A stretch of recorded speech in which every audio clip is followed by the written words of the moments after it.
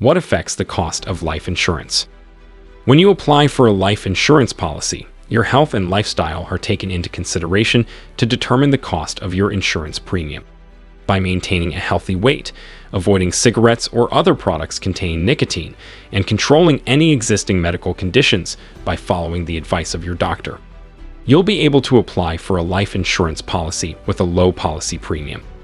If you are overweight, smoke cigarettes, or have existing medical conditions, it is still beneficial to apply for a life insurance policy.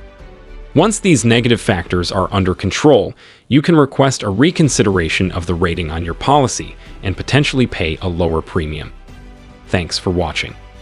To get more videos related to loan and insurance, please subscribe to our channel.